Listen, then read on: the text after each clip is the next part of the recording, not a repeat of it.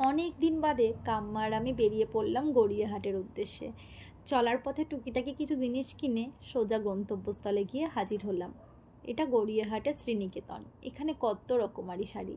এত শাড়ি দেখে আমার পক্ষে পছন্দ করে ওটা খুব মুশকিল। কাম্মার তো নিজের মনের মতো শাড়ি দেখেই চলেছে, আর আমি ভিডিও করেই চলেছি। এখানে অফারও চলছিল, শাড়িগুলোতে 10% অফ ছিল, আর সালোয়ার পিসের জায়গাতে বাই ওয়ান গেট ওয়ান চলছিল। কেউ চাইলে একটা 500 দিয়ে নিতে পারে, কেউ চাইলে 1000-এর মধ্যে দুটো নিতে পারে। কি সুন্দরভাবে সব কিছু সাজানো রয়েছে, দেখতে খুব সুন্দর লাগছে।